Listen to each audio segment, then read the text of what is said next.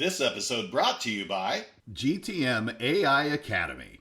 Learn AI from a globally trusted resource. Coach K, Jonathan Carfort. Their bundle, Enablement AI Mastery, includes both the core Generative AI Foundations course and Enablement AI Mastery specifically. Each course has a value of $599 individually, but Coach K is offering them as a bundle with reduced pricing. And as a listener of the Inside Sales Enablement podcast, if you act now, you can use code ISE30 to get an additional 30% off of the entire thing. You will also receive free access to the GTM AI Tools demo library. Coach K has done the demos, so you don't have to, and offers his straight shooting opinion, fact-based through an enablement lens. Go to www.gtmaiacademy.com and enter code ISE30 today and elevate your AI enablement game. Welcome to the Inside Sales Enablement podcast. Where has the profession been? Where is it now? And where is it heading? What does it mean to you, your company, other functions, the market? Find out here. Join the founding father of the sales enablement profession, Scott Santucci, and trailblazer Brian Lambert as they take you behind the scenes of the birth of an industry. The Inside Sales Enablement podcast starts now. Hi, this is Scott Santucci. Hey everybody, Brian Lambert here, and we are the Sales Enablement Insiders. Our podcast is dedicated to asking the big questions you should be asking if you want to be successful with sales enablement. And in this podcast, we're going to talk about trying something new, and more importantly, about being transformative. You know, sales enablement is a transformative role, and a lot of us get hired to do transformational work. And there are a lot of people talking about the transformative benefits of sales enablement. But what does transformation really mean? What does it mean to be a leader in these transformations?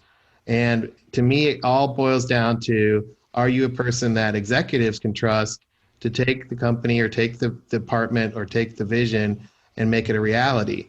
And when you talk about doing something new like that, you've got to be credible in how you go about it. In other words, people have to put their futures, their direction, their ideas, their processes, even their products in your hands. And to me, that credibility has to be earned and not just given because you have a title. And Scott, that's what I want to talk about today, is this idea of credibility and where that comes from in this role. So as always, we like to frame things out with a story. I'm going to leverage a little bit of the ideas from Charles Dickens. So Charles Dickens, as you probably know, is an author at the turn of the century, really talking about issues dealing with the cutover from an agricultural to an industrial revolution. There's really two ideas that he's famous for.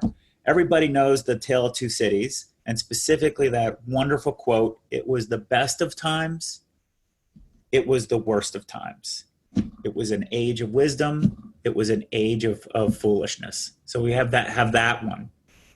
The second thing that I want to bring up, and we'll promise we'll tie these ideas together, is Charles Dickens also wrote A Christmas Carol. And if you remember A Christmas Carol, and you remember Tiny Tim's dad, the job of Tiny Tim's dad was a bookkeeper. And that bookkeeper was the one that Ebenezer Scrooge treated so roughly. And I think the big idea here is, could you imagine today a CEO treating their equivalent of their bookkeeper, their CFO, the same way they treated Tiny Tim's dad? And the answer is, of course not. So what's changed since then? That's really sort of the framing key idea. Yeah, and I like that because certainly if you look at the CFO view, they're deemed as credible. And that took some time, right, to go from Tiny Tim's dad, bookkeeper, to CFO. But there was a journey there that unfolded as that role evolved. And I think there are absolute correlations here to the sales enablement function.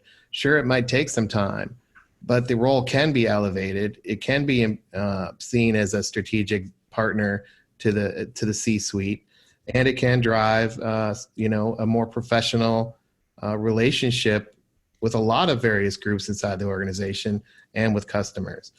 And Scott, one of the things that I know we've talked a lot about, and we go way back, is this idea of sales enablement, and what it means. And no, we're not going to define it here, but what we're going to do is I want to outline this idea of, sales enablement can be a process, it can be a platform, it can be technology, it can be jobs, et cetera. And one of the things that I know you have a visceral reaction to is, your approach when you talk about this is a system and it's interrelated parts, it's holistic, there are a lot of moving parts, and people call you academic. So why does that bother you so much to be called academic? Well, I didn't know I was going on the couch. But if we're going to go on a Tiny Tim journey to, we can't just wave our magic wand and all be strategic partners. Well, the process of getting there is actually way quicker. But I think the reason that I react so strongly to people calling me theoretical or academic is really the story about how I got into sales enablement in the first place.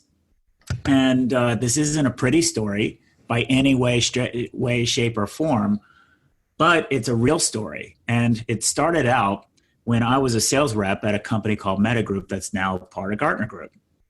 And that even way back then, our biggest competitor at the time was Gartner. And as a salesperson, this is in the 90s, right? Late 90s, early 2000s, right? Okay. So I was a sales rep in the late 90s. And, really what we would have to do is we literally competed for the Gartner budget. And that's no winning proposition if you're competing for the Gartner budget against Gartner. That's a tough sell. So what we learned, the more successful reps, and at the time I was the top rep in the company, we learned that you didn't talk about Gartner, you didn't talk about syndicated research services or anything like that. You positioned yourself as differently. And one of the ways that we worked on that was to develop. I concentrated on building really value-added relationships with CIOs. And the idea really was I was selling you insurance, decision-making advice. And you're going to make a lot of decisions. And I have access to a lot of people who have lots of different conversations to help you hedge those bets. And as simple as that sounds, that's a lot easier than talking about all your deliverables.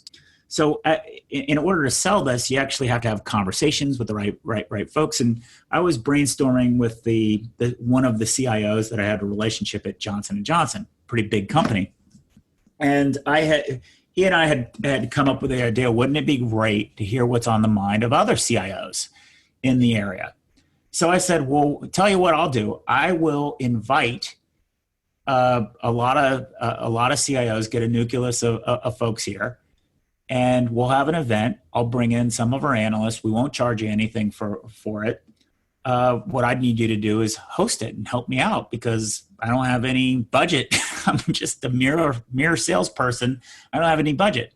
They said, hey, that's great. We actually have this amazing conference center. As you probably can imagine what a conference center at Johnson & Johnson's look like. And I've got a good relationship with the marketing department. Let's get them to help create flyers. So who wouldn't want Johnson & Johnson's marketing department to work on your own flyer? So I talked to them. You're a sales rep at the time. You're like, this is going to be awesome. Yeah, exactly. Oh my gosh, them having Johnson & Johnson work on my marketing materials. So I was excited, and I'm thinking, what a great prospecting event this is going to be. I'm going to be able to invite my prospective customers that weren't giving me the time of day to a exclusive Johnson & Johnson event that's powered by, my company. And the only thing that I needed to do was get a high-res copy of our logo. So I called up our VP of marketing at the time. She answered, and I said, hey, this is what I'm looking for. This is what I'd like. And she said, well, I'm not going to send it to you. And I said, what? And I laughed because I thought she was kidding. She said, no, I need to know what the material is because I need to decide whether or not our brand should be associated with it or not. And I said, it's a Johnson & Johnson event. How do we not want our brand associated with Johnson & Johnson? So I don't know what the subject matter is. And it was just such a pain in the butt. All I needed was the logo. So I said, keep in mind, I was in my late 20s at the time. I probably said some things that my older self was embarrassed by. So we'll edit those out here in this story. But it was a bunch of not nice things. And I hung up on her and I said, as I was hanging up on her, I said, I'm going to make sure you get fired. So it was sort of also not recommended. Right. This sort of pettiness of how I got into it. This was a young Scott Santucci in the 90s, everybody. Right. Thank you for reminding that. But it'll help say how unpragmatic or not pragmatic, how unacademic getting into this was. So that's a good point. Yeah. Then there you have it. It all started with a logo. and a friction with marketing. We ended up having this event, and the event was incredibly successful. As part of my master plan to get the VP of marketing fired, I made sure to invite some of the leaders who were on our executive committee to attend this event. So when you say successful, what do you mean the event was successful? Well, first and foremost, number one, my CIO client at Johnson & Johnson was elated because we were able to bring 120 different IT executives, VP and C level from throughout New Jersey there, and he was expecting maybe 10. So to get that diversity, to build that footprint, he was just blown away. And then as far as how it was successful for me personally, I wrote the equivalent of my entire quota for the year there on the spot during little breaks and here and there, because people were just so blown away by the connections and the value I was able to create as a salesperson. So fast forward, the executive committee members were all talking about it and how come more of the reps don't do this. So I used that buzz. And the sway that you have as a top rep, you don't really realize it until you try to start using it. So I called Bernard up, and Bernard was our CFO. And I said, Bernard, I've got some time. I was at 300% of my quota. I've got some time. I think we're wasting a lot of money in our marketing budget, and I'd like you to help find it out. And of course, he took me up on that because most CFOs think that they're wasting money on marketing or sales and marketing in general. So we spent a day whiteboarding that out. And he said, I want you to present this to the executive committee next month. So before you go there, now I wasn't there, but I'm going to project here. You can correct me if I'm wrong, but for you to take that action, I don't think, because I've known you for a while, I don't think you were being vindictive, so to speak. I think there's a piece of you being competitive here, but I think I want to explore the flip side of this is you probably saw a huge market opportunity, and you probably also, knowing you, kind of put the whole event on your back and did a lot of the work yourself, and all you asked for was a little bit of help, and you didn't get it, and so that really probably pissed you off. So are those two things true here, or what was the impetus for wanting to take the marketing actions that you did? Well, I took the actions with the CFO, and I'd be lying if I didn't say I was mostly vindictive. Okay. I was so angry that I just asked for a little bit of help. And my feeling was... You just asked for a logo, right? Right. I just asked for a logo. Well, yeah, I just asked for a logo. And it just was the straw that broke my back of all the sales prevention that that I felt we were running into. There's other stories too, like having policies created because I sold over list too much. Wow. Yeah. So one of the services that I sold, our average deal size, our average subscription price was $17,000. I started selling these things for $30,000, and I was told by this. Yeah, and then you put together a 120 person conference as a sales call. Right. So and I just wanted a little bit of help, right? And just constant sales prevention drove me nuts. So I think if I were really honest, it was mostly vindictiveness. Was it all at that one individual, the VP of marketing? No, unfortunately, as the leader of all of that stuff, it's a figurehead, and the meeting with the CFO was really, how do I create a business case to get the executive committee to look into this stuff? Sure.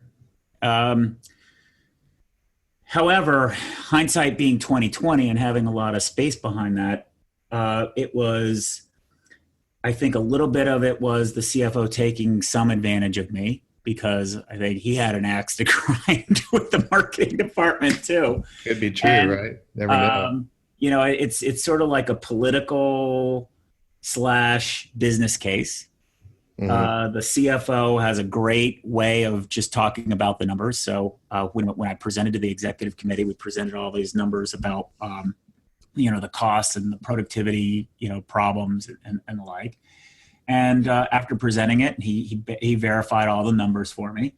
Was it basically saying that there was a lot of money being spent without a lot of impact, or what was the big sound? Yeah, I think we can get into more about metrics later. I mean, part of our plan will be to go through some of the reports, and one of the reports we'll cover is the hidden cost of sales enablement.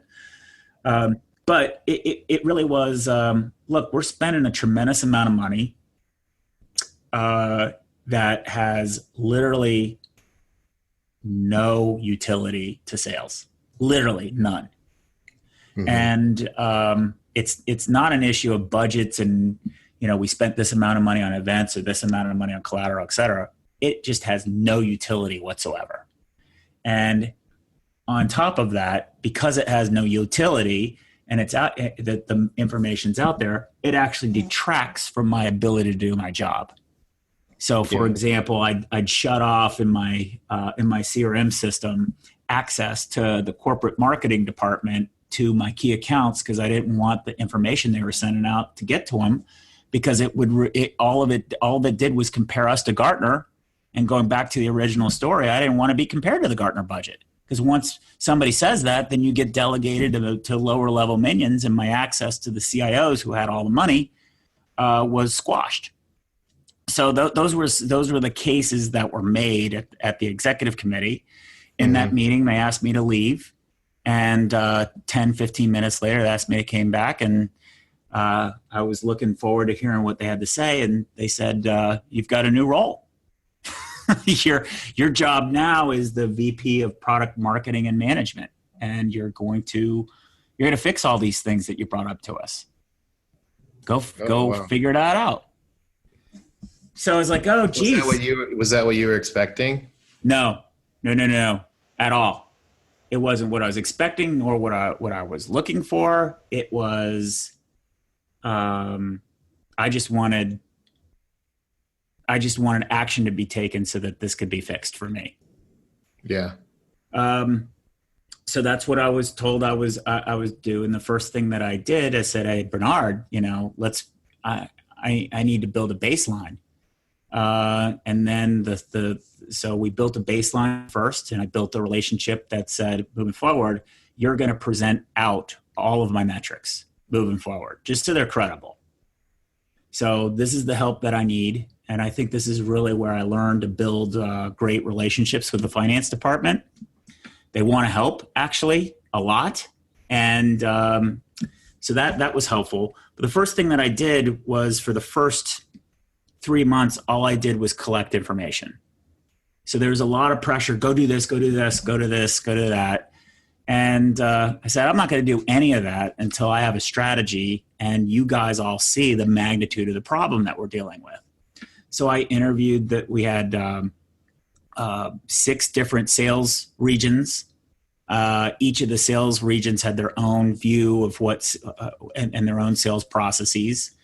We had 17 different business units, all of who said selling is easy. You only need to know these 5 things. Multiply that by 17 and it gets overwhelming.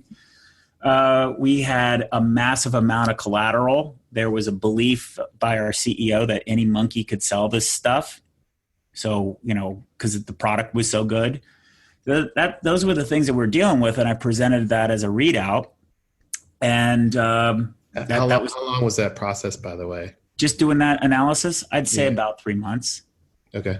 And it was really important because getting the voice of everyone and to show the executive committee the scope of the problem. And then I said, this is how we're going to address it. We're going to first do a process. So the way that we're going to organize our products and services, et cetera, the first thing that we're going to do right now is we're going to rationalize, instead of having 17 different services with all these different tactics, we're going to rationalize around 5 business imperatives. So I got the executive committee to support that. And in partnering with our events team, that action took maybe a month. And later that year, our conference was all thematic based on those business imperatives, and it set a record. For the first time, it turned a profit, and ever since then, it's been a revenue generating function. Then the second thing that we did is say, hey, there's so many different mechanics, and there's all these different groups that are disconnected. We're going to create 3 different working groups that all interface with each other. And by working groups, we call them committees. We had a product management committee, and that product management committee had, I think, 17 or 15 different people on it. And we just asked anybody who was at all involved in the product development or product launch or communications process to have a representative there. And we would talk through all the issues, and we reduced all the sales prevention down to almost nothing. And it was just by talking about things like what the right product code is, or whether or not you have the right collateral, how we launch it out, how we communicate it, what the customer support mechanism is. So it was super, super, super tactical. And I had one of the people on my team chair that, and he gave me readouts. Then the next thing, the next group that we had was a function that I chaired, which was the product marketing strategy committee. And that was with a sample set of the business unit heads, a representative from sales, and Bernard, the CFO, was on that group. And we talked about the tactical things, and then we talked about the business strategy things, and meshed those things together to make recommendations. And then the third thing that I did is said, hey, in order to do this, I need to make sure that I'm on the executive committee meeting. You don't need to put me on the executive committee. I don't earn that right, et cetera. Just have a 30-minute chunk to let me have readouts and let me share with you guys the information that's going on. So creating that structure was really helpful, because at any one point in time, I had more information than anybody in the company about what was going on. And the fact that all of the material and information was vetted with our CFO, all the metrics fit in place. We had one source of truth. It was really easy to manage. And on top of that, I was really popular with all those other groups because they had their voices heard, and no one wants to create more work for anybody else. So then moving forward, the next thing that we did was we were going to build these content packs, and we were going to identify the stakeholders that we were targeting. We were going to pick different roles that we were going to go after, and we were going to go 5 deep for the Global 2000. So the first thing that we had to do is come up with a list of who the Global 2000 companies were. No one in the company agreed on that. Then the second thing we had to do is find out how many of those we actually had contact information for. And by contact information, I'm talking about the CIO, the VP of operations, the VP of security, the VP of CRM, things like that, basic functions within the IT organization. And I wanted to go 5 stakeholders deep in those roles. So who the VP is, 3 or 4 directors, no managers. So when we did that, we found that we didn't have any of the lists. So we started a calling campaign just to call the admins of those people to collect and capture the right information. And while we were doing that, the marketing department, said, "Hey, you're doing this all wrong." We did an analysis, and our customers, most of our customers aren't Global 2000 companies, so you're wrong. So I took that email and I immediately clicked that back up to I took that email, I forwarded it directly and copied the entire executive committee and said, "This is a decision you guys need to make. I am under the assumption that our target is Global 2000. The department that you have, running this is saying that the data shows that most of our customers aren't Global 2000." And our CEO was so pissed at that email that he wrote a not very friendly email response back saying, "Do exactly what I'm saying because we make 10 times more on each Global 2000 company than we do on the other ones. And he'd rather us not sell to the lower level ones. We just need to penetrate more the big companies." So it's all of that activity, working with pockets of sales teams because some of the sales leaders just disagreed with the strategy. They wanted to follow their own strategy. So you create pockets of success and you create more of that demand. And 2 years later, when we had our CFO compare our baseline information with what our results were, our average deal size had increased by 54%. We collapsed our sales cycle time by 33%. We improved our average deal size, or not our average deal size, our average win rate, 25%. So just all the metrics across the board, we were killing it. And the goal was we wanted to have as much productivity and performance hiring the least amount of people because the ramp up cycle of hiring was so brutal. So that's really the story that happened. And it was brutal. It was a lot of hand-to-hand combat. It was a lot of strategy, a lot of coordination and collaboration, setting up functional groups and operating models and operating committees and all these other things. But they all go hand in hand to making you successful. So I think that's a lot of talking. I'm gonna be quiet now and let you. It's hard. Well, I wanted the overall journey to play out because the beginning of it, the genesis, all the way through to the business results. Because I think it's helpful to see that, especially in my role, I sometimes get in the day-to-day, and it's so easy to get kind of sucked into either the politics or the meetings or whatever. And one of the things that I'm hearing here is this idea of focusing on, what you're trying to do. And, in this case, what was that to you? Were you trying to grow the business? Were you trying to scale something out? Were you trying to build what would be the first ever sales enablement function? Like, what were you doing? Were you just trying to drive the business strategy, fulfill your role? I mean, that's a lot of ownership of outcome here. Why'd you do it? Well, I did it because that was my job and I wanted to be successful. And I did it the only way I knew how, which was working backwards from sales. You have a lot of credibility with salespeople when you're the top rep, and you learn very quickly. You can't, just because you're the top rep, there are other reps who are just as good that sell differently than I did. So you're like, okay, well, we can't really prescribe one method on everybody. Mm-hmm. Then once you build that base, you get the ability to communicate back to the business units. Here's what's really happening in the trenches. There's a lot of people who are so certain that they know what's happening in the field by sellers until they realize, salespeople are human beings too. They all have different ways. And some of them, we had some reps that could meet their number just selling transactionally.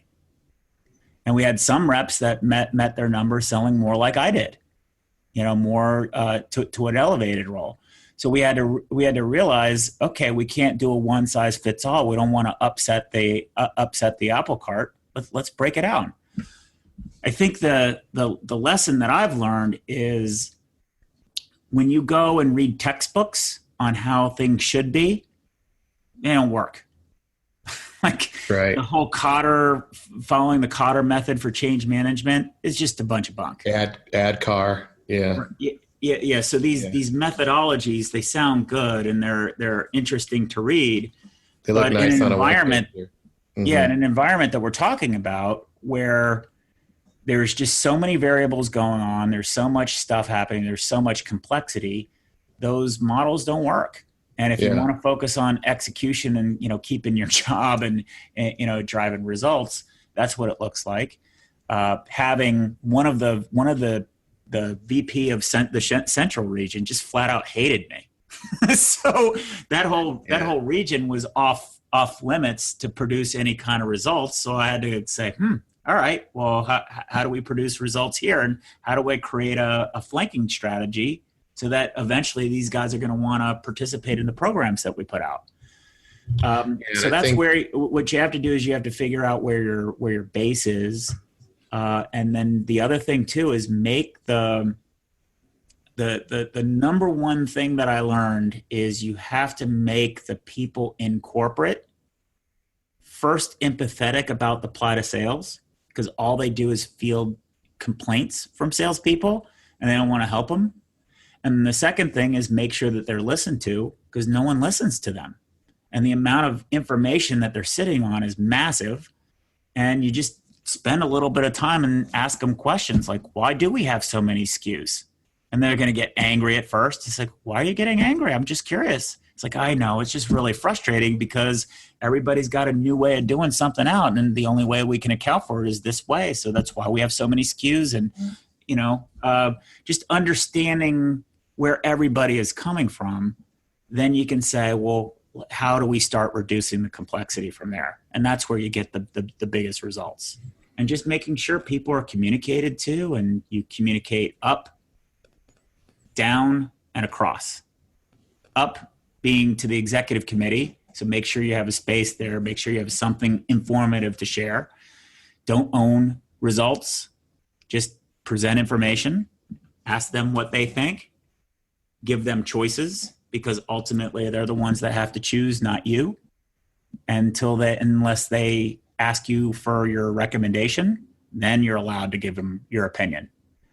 On your communicating across, there are so many different middle level functions, or even at a VP level, that if you don't build bridges across them, they're gonna work to squash you.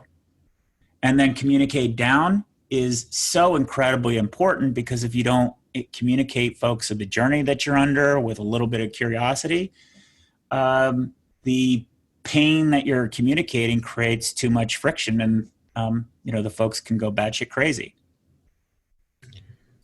Yeah, and I think when you look at that, I definitely hear the takeaway there about the communication and also the multiple perspectives, not discounting them, but where you do find that roadblock, working around it.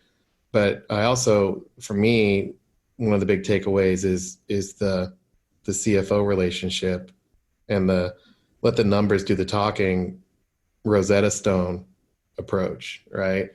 I think we have to be comfortable with numbers, and we have to be able to use that math as a translation between the functions, and then through those conversations be able to elevate where there might be some misunderstanding, to have that arbitration happen, right? Like you did with the CEO. Because if you can't elevate or escalate or bring it up and have somebody else decide for you, and you make the decisions, you end up holding the bag. And if you're not using numbers, it too easily devolves into a little bit of an interpersonal dynamic. At least it has in my world. So I think those are the two big takeaways for me, is building the financial view with the right people, and then also the right buy-in to have so the executive team has your back and doesn't put you out on a limb accidentally, so that you have to be holding all the risk. Yeah, I think in future podcasts we should probably go over a few things. So one is What's different about the early 2000s, late 1990s that it is today, we're metriced out the wazoo. And I don't think, if you get past people talk about the metrics, but I don't think people really understand what the metrics mean. And the data behind the metrics isn't factored in too. So if you have bad data quality, the data that you're talking about, you're just talking past each other. The one person who knows that the most is the CFO. And if you go and present information, finance is always going to be the tiebreaker. And if you don't know how to speak the language of finance, it's self-defeating, especially if you get really rigid on your metrics. So I think we need to really explore metrics and what they mean. I think we need to really talk about finance. I think the overwhelming majority of people in sales enablement, even sales leaders, are intimidated by having conversations with finance, and marketers too. They think that the conversation is always going to be about scrutiny of budget, and that is not the lens that a CFO has. Right. It just isn't. So I think we need to. I think we need to talk about that, and then also I think we need to talk about where the source of metrics are coming from. We are so over metriced, and we're talking all these things that they just don't make any sense. Right. They just don't.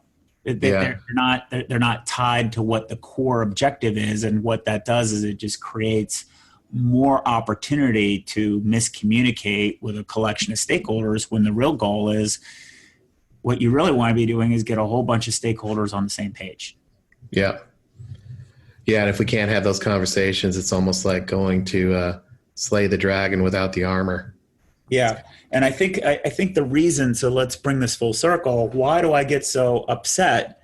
And you saw this happen when we were at Forrester too, with our clients, saying that sounds theoretical. It's really frustrating for me because I did this. Yeah. And I read through, I pushed through, I did all the pain and suffering, et cetera. And I built an elevated function with great results that had executive level support, so much so that I got recruited to be a VP of sales and marketing at 29 years old. So it was very, very, very, very, very, very successful. And I did all these things. I think what I haven't learned was how much of the credibility. So go back to tying it back to the Tiny Tim's dad, and how do you build credibility for a role? I think that what I didn't realize is how much I was trading on the personal credibility that I had as the top rep. And right.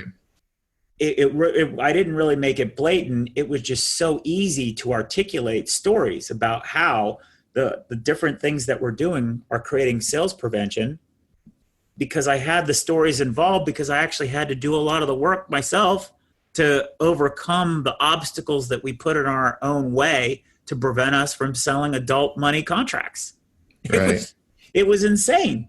So to be able to articulate all of that stuff and say, this is the contract that we're after, Bernard, CFO, you're paying me to get contracts. You're not paying me to account for the money.